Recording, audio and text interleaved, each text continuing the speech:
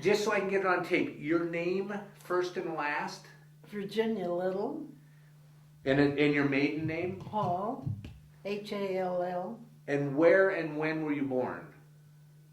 Granbury, Texas, October 2nd, 1922. Granbury, Texas, huh? Good old Texan.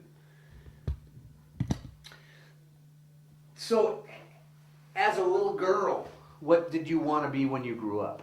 A doctor or a nurse. Then when I got to college, I hated science. You hated science? Yeah. So I decided to be a dietitian, and I didn't like that either. Oh, I gotta do one thing. What did your parents do when you were a little girl? Well, my dad started out as a farmer with his dad, and then he bought a grocery store, and then he bought another one, and eventually he played around with used cars.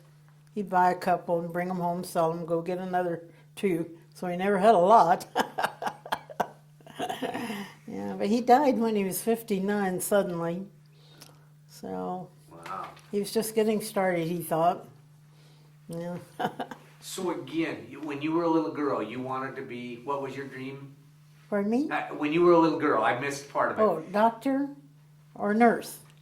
And was that common for women at that time to want to? No, and when we went to college, we were supposed to take physical education or be a teacher. We couldn't be an engineer or anything. That was really frowned on. So I think that was too bad. Actually, in retrospect, I would have been a lawyer because my first job was in the courthouse, and I fell in love with that. So, and I've worked for prosecuting attorneys, private attorneys. It's fascinating. Wow. So I got part of it anyway. Now, where were you when? Here, I'll move. You stay. I'll move because I got the camera set. Oh, okay. Where were you when you heard about Pearl Harbor? It was, of course, a Sunday afternoon, and some of my buddies from church, we didn't date much, we just palled around together.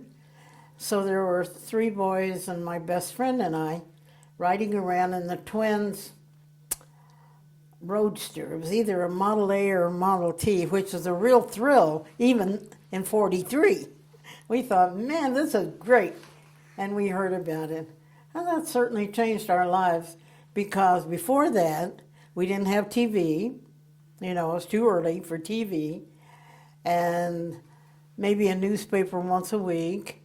So even though we were pretty smart and in college, we, I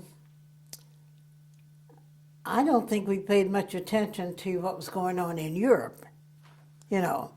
And here's Pearl Harbor, and my brother enlisted the next day in the Coast Guard. So then the boys started leaving the town pretty well. The guys disappeared. You know, that was real hard, you know. How did you decide to get in the Marines? Well, I'd always been very patriotic, but I really didn't think about, I was too young, for one thing, to enlist. So I thought I would organize a Red Cross group.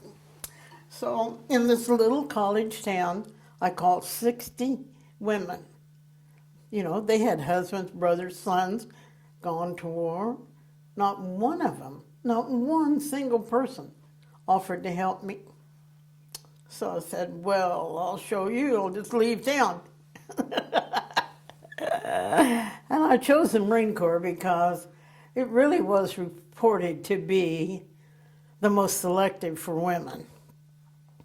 The Army had to take its quota, but the Marines, when I went in with 2 years college that ran concurrently with 2 years work experience in an office in the courthouse,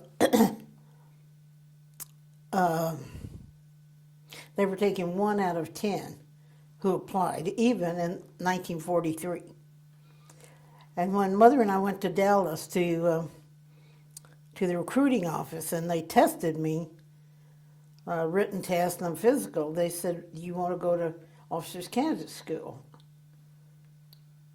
And I'm glad I didn't, and I wouldn't have, because, I was young and I had never been out of Texas, out of town, practically. And we didn't drink, we didn't smoke, we didn't do anything. And I thought, I just don't think I'd fit in with the women officers. And I wouldn't have. And it's a blessing, too, because I went through basic and got the best job in the Marine Corps. I went to basic in North Carolina, and then we got on a troop train and shipped to San Diego. Took us a week creeping along, and we had 3 tiers of bunks on each side of the coach, and we were stuffed in there. No bath, there we went. We rolled into Texas, and the guard said, "Hey, Jenny, we're in Texas." I jumped off the train, kissed the ground, jumped back on. Then we landed in San Diego, and our transportation to the base was a truck. These Marine guys, when we get to the back of the truck, it was about this high. They pick us up and set us up there, and I weighed about 90 pounds. He went, and I just about flew away. So we went 50 miles standing in the back of that truck. We checked in our barracks, and the next day we were in our office. And the picture you have is, well, you didn't see it.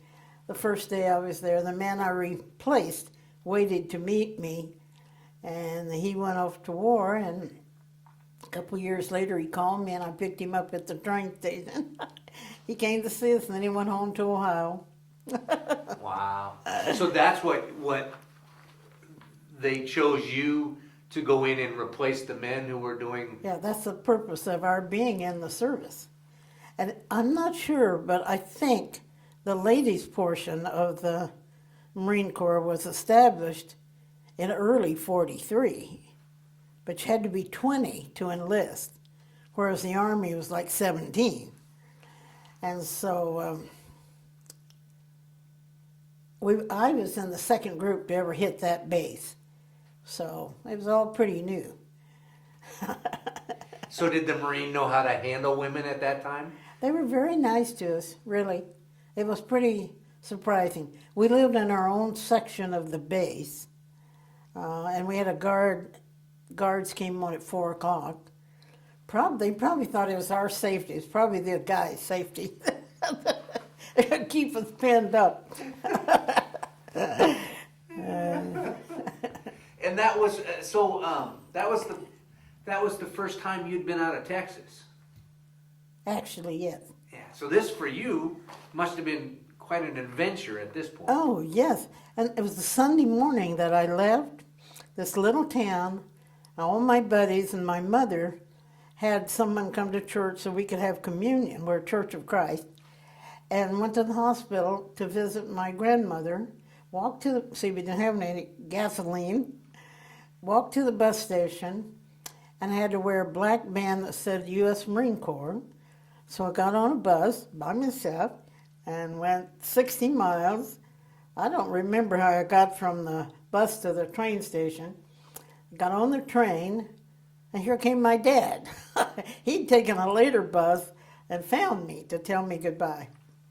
Again. But I was on the biggest Marine base in the world, 600,000+ acres. It's an old Spanish ranch in Southern Cal. So I booked stage shows and broadcasts and movie stars. Now, how did you end up? Well, let me back up a little bit, because I'm going to get to that in a second, because that fascinates me. I'm a whole theater guy. So. Yeah. What did they do with you for training? Was it just like the guys' training? I mean... I didn't get any. We didn't get any. Well, we got boot camp to be a Marine, but nothing from my office. Well, I had worked in the courthouse a couple of years. So I walk in the office, and then the picture, he's supposedly training me. That was a joke. It was just a setup. And then he left. And actually, the man in charge of the department that I was going to be in was a staff sergeant from San Francisco who had been recruited straight into the office because he's vice president of a big booking agency. So he was experienced, so he missed the whole thing of being a Marine. He was anything but a real Marine. And then just after I'd been there a few weeks, I hardly ever saw him. So I ran the department. And we had stage shows all over the base. One night I had 4 shows. And so I was driving to all those places. I had to make all the arrangements. I had to book the show, make all their travel, all their lodging, all the setup, because many of the tent camps were set up as they would be overseas. One had foxholes all over it, and they lived out there as if they were in the war zone. And so I'd either use a boxing ring for a stage, back a truck up for a dressing room, or whatever. One Christmas morning, I had a show way out in the boonies somewhere, and there was a hillside. So the guy sat on the hillside, and the show was down here. Yeah, and it was fascinating to see what you could figure out to put them on. You know, had lanterns in the dressing room, and but if I had a troop coming in, I'd have to drive 10 miles out to the front gate and meet them. And I remember driving out, and they're coming through the gate, and it's Bob Hope for his broadcast. And who was the guy with the big eyes and his sidekick? I cannot remember. You're too young for him. Well, only by watching film do I remember, but I know who you're talking about. Yeah, he was in the first car, you know, and here comes Bob and his entourage. And we had him 3 different times. We had Bing Crosby 3 times. We had Dick Powell, Joan Blondell. But I was such a kid that I was not impressed. I just, well, all right, jump in, we'll go here and there. But later I thought, hey, that was really pretty neat. So what was your title? What was your... I was an NCO in charge of stage shows and broadcasts. Yeah. So who booked the talent? The other guy? Who called Bob Hope to say, come out here and do it? You did. I did. I called his agency, you know. Yeah. Now, was that unique at that time for a woman to be doing that? Probably. It's unique for a woman to be in the Marine Corps to start with. Yeah, it was great. I loved it. Although I'd work sometimes 16 hours a day. But there was so much to do, so many places to go. And we had one theater that would accommodate broadcasting. The others were just movie theaters. And Bob Hope was the only star we had, and all the 2 years or more I was there, who would do his show inside the theater that held only 1,000 people, and then go right out to the amphitheater and redo it. The others, some of them were union, and they would just cut it off right on the dot, and they were gone. Yeah. Even with the war going on, still... Yeah. He was the only one. But, you know, he was pretty famous for all the things he did. Yeah. Wow. Yeah. And all these years I meant to write him, and I'm such a procrastinator. Just ask my daughter. And then he died, but he lived to be 100, you know. So that was great. Wow. So I assume some of the acts that you booked were individuals and groups, bands. Did you get... We had our own band. Well, Johnny Mercer was pretty famous on the radio. basically I booked USO shows out of New York City, and they travel, and then the movie stars. And we had a few athletic events, boxing matches or something. I was in charge of that too. Yeah. And did you oversee everything? Everything that they did. My staff sergeant went to see his girlfriend, and hardly ever saw him. But 3 years after he got out, he went back to San Francisco, and he called me in Texas and asked me to come work for him. So I zipped out to San Francisco and worked in this next to the largest booking agency in the city. Yeah, so we had the opera, we had Anderson and Marian Anderson, and all the opera was great. Yeah, but I didn't work with that. But So he called you after you were done with the service? I got out in 46. He called me in 49. Got on a bus, went over there. There I was. See, which is neat to hear, because I know that a lot of women, whether they were in the service or whether they were on the home front, being a Rosie the Riveter, the war came to the end, they said, thank you very much, now go back to the house. So for you, it was kind of neat that... Yeah, after a while I went back in it, but we couldn't be in the regular Marine Corps. That's come about over the years. This was just, we were in for the duration of the war, regardless, and I think 3 months, and I stayed an extra 3, yeah. But we couldn't stay in. We had to go home or go somewhere, yeah, so. So they didn't consider you part of the... No. We were part of the Marine Corps, but we were kind of like on a temporary assignment in that we couldn't stay in it the way the guys could. The guys could sign up for X number of years, but we were in the duration plus, yeah.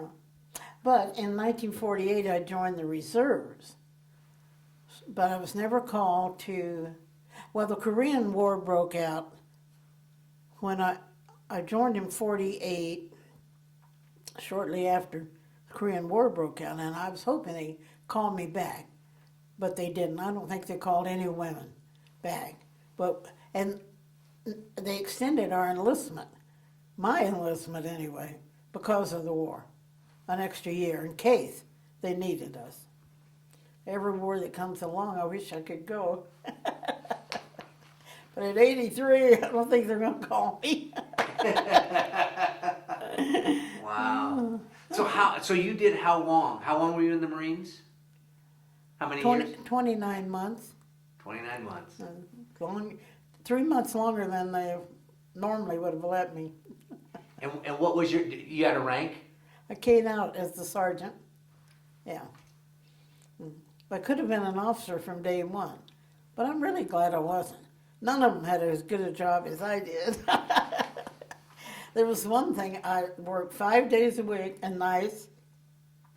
I'd sleep most of Saturday, and Sunday morning I'd go down to the highway, and we were 10 miles, our little cul-de-sac, 10 miles from the gate, and I would hitchhike into church, 12 miles back.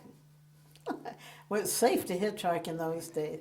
And one day I got home from church about 1 o'clock, and the girls were waiting, my group that I knew the best, and they said, Marge is getting married in San Diego. We've been waiting for you. We're going. So we run down the road, and here comes a garbage truck.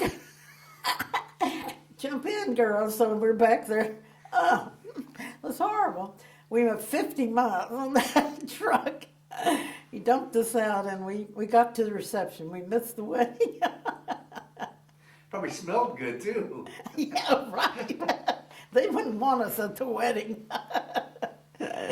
And one day I was driving. I had a Chrysler Town and Country wagon, another station wagon, and a sedan. So I was driving the Chrysler, I think, and I was going to the gate for some reason. I was sailing along, and this It's called a carry-all. It was the truck that's totally enclosed. Okay, they went past me, and up the road I passed them. I wasn't playing. I was just driving faster than they were. And then they passed me again. I didn't pay a thing about it. They drive up to the gate. I drive up behind. We have to get cleared to go through. The back door opens, and they're all MPs.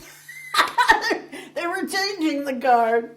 And one of them came back, and he couldn't help but laugh. He said, you know, you've really got to slow down. Yes, sir. Man, I got fainted when that door opened. Did they, so the women were all, you had a separate kind of... Oh, yes. We were the first living area, was 10 miles of nothing, and then there was a cul-de-sac at the foot of a little hillside, and all women. The officers were there too, and then the down by the road, which is, you know, about to your front door or so, was the headquarters office and our office, and that's all. Then up the hill to the men's barracks. They were quite a ways away from us, and they couldn't come into our area after 4 o'clock. Oh. In fact, I don't remember ever seeing a fellow Marine there, you know. Was there equality? Pardon me? Was there equality in the Marines? Oh, I thought so, yeah. And all the women in my barracks, I guess that's the only barracks we had. There were only 60 of us there at that time. I think everyone but 1 or 2 were college women, which was pretty unique, I thought, you know. We never had any trouble with any of the women being disciplined or anything. And we had marvelous food. I couldn't imagine a mess hall, but I guess there were so few of us. The food was just excellent. So you even ate, you had your dinner, your meals separate? Uh-huh. So not with the men? By ourselves. By yourself? They took real good care of us, but I'm not sure now. They could very well be mixed up. Even the colleges are co-ed dorms, so I don't know what they're doing now. Whatever it is, probably isn't good. What did some of the other women do? Because they weren't producing shows like you were. Oh, no. They worked in offices, you know, and some in the motor pool, worked on the vehicles or drove them. And in the mess hall, they did the cooking and cleaning. Just any office work that they could do to get so a man could go to war, you know. One of the hardest things for me, though, in the Marine Corps was in that I was out and driving so much, would be when the convoy was heading for San Diego. That was really tough. Like the whole division would be going. And, you know, I bet half or more never came back. You know, that really bothered me. You know, there was a man from my church in Texas. He's an uncle of my best friend, and he was stationed in one of the tent camps. I saw him he came to my office a couple of times. And then he was shipped to San Diego, ready to ship out. So he called me. He had a wife and a little daughter, and I knew them all. I knew his whole family. So I went down. We went to church and went to a movie, and I had to get back, and he shipped out and was killed on Iwo.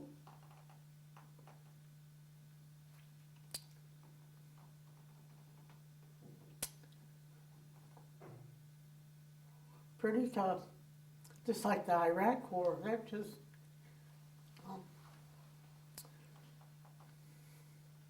I know that's the hardest thing. Pardon me? That's one of the hardest things becomes there's become kind of this separation sometimes because it's over there unless you're in a position like you were in where you either knew or met these young soldiers and you saw them leaving the trucks and you knew where they were going. Yeah, really was. Now your brother went in Pardon me? Your brother went in the service also? He had joined the Coast Guard the day after Pearl. And he was in Florida and Cuba, in that area. He was on a cutter. I think he was a machinist mate on a Coast Guard cutter. And now my son, who drives my truck, my Explorer, both of them, is working for a company up in Ballard, out of Seattle, edge of Seattle, and they make Coast Guard cutters and police boats. He has a supervisory position. He doesn't build the boats. What's the company? Oh, it has a weird name. Quejack. Yeah, right. I know them well. How come? I do their videos. No kidding. Isn't that something? What's your son's name? Christian Marazetti. Christian. He's new. He's just been there about 6-8 months. Does he have his pilot's license? I mean, for driving boats? Oh, okay. Because I went out on one with a young guy that had just started there. Yeah, Quejack.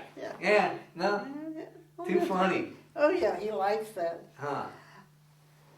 Yeah, his boss is Keith Whittemore is his boss. Pardon me? His boss is Keith Whittemore. That's the owner, yeah. So, small world. It is, yeah. Small world. Yeah, he likes it. Do you think that World War II changed the role for women in American society? Oh, yeah, I think we were more accepted. When we went back to college, we could do whatever, take whatever we wanted to. You know, it pretty well opened some eyes that we weren't stupid. And I mean, I felt that I later became a good mother, a good wife, took wonderful care of my children and worked. You know, you can just about do whatever you want to do, you know, but before that, my mother felt very frustrated that she's born in 1900 in the country, and her dad had a good living for him, but she couldn't finish high school because she had to work in the field. That was stupid. You don't work in the field in the winter. Why he wouldn't let them go, I don't know. After the 10th grade. And I think she would have been just a marvelous professional lady. And she always resented that and felt deprived. Very smart. You know, but things really changed, you know. Did she encourage you then to say, don't Well, let the world take it away from you? She didn't discourage me. Yeah, and then by her feelings, I knew that she could have and I could. You know, and I still can. It's interesting because you just gave me a unique perspective. Because you were in college, you went in the Marines, and then you went back to college. Mm-hmm. So there was that big of change. I thought so. Mm-hmm. And then the GI Bill was a real blessing. I worked my way through the first 2 years, but then I had the GI Bill, and that's been a blessing. And Texans didn't get a bonus. We didn't get a bonus. We didn't get anything. Most states gave a bonus to all their vets who came home of some kind. Now they give you a bonus if you enlist, if you re-enlist. But see, I was so patriotic. This is pretty stupid. Much less, I didn't want to be an officer, and I didn't want to be paid to be a Marine. Well, gee, they paid me $30 a month. And I took it. There's another thing I was very proud of. Both my grandmothers died a week apart. So after I finally heard about it, I went home to Texas. And went on a slow-moving train, packed to the gills. The guys were sleeping under the seats just to lie down on the floor. But only the Marines stayed in uniform. The other guys took their ties off, their field scarf off, and pretty well relaxed. And hotter than blazes, but we wore a jacket, everything. I was pretty proud of that. It's pretty uncomfortable. But Well, it's interesting because you said, which is accurate, the Marines were very selective even back then. You said, what, 1 out of 10 women or something like that got in. So 1 out of 10, yeah. you were the best of the best. I mean, it wasn't just... Yeah, and I don't like to brag about it, but it's true. And it really was wonderful to be considered. We didn't have a bad reputation like some of the women's groups, and I'm not bad-mouthing them, but to get their quota, they just took anyone who came along, who could breathe, I guess, But they may still be that selective, I don't know. And this uniform is the Marine Corps League. Veterans of the Marine Corps have a group called the Marine Corps League. And so we wear this uniform and also with a covering. But that's another thing, Marines don't wear their head covering inside. And they only salute if they have their head cover on. So therefore you salute only outside, never inside. And so, I don't know why, but I thought it was pretty nice that the men didn't wear their cover inside, People wear them. I saw a young man at a funeral this week. Sweet kid. He had a baseball cap on. In church, comes up the aisle. He was totally unconscious, probably, but he was the only one there. But, Wow. That's something. Huh. Yeah. When you see other Marines today, and they know you're a Marine, is there that? Oh yeah, the camaraderie is great. It was fun when I was told about the Marine Corps League here in Olympia, and went to a meeting. All men, only one from World War II, and he's younger than I was. All the guys came up to introduce themselves to me, and the sweetest guy said, I know, this was about 4 years ago maybe, I know you were in Desert Storm. Oh, so then I had to stand up and introduce myself, and I said, World War II. I thought that was great. It's a good group. Yeah, it's fun. Yeah, you feel like they're your best friends. I have one of the vets that I interviewed, one of the male vets, a gentleman named Don Newbold. He's over in Spokane now. He was a Marine at Iwo. And I am always so honored when he calls me and he's talking to me, and at the end when he says, and I'll get it wrong, Semper Fi. Yeah, when he says Semper Fi to me, then you just feel so honored. Yeah. Always faithful. That's what it means. Yeah, it is. I think there's a real closeness,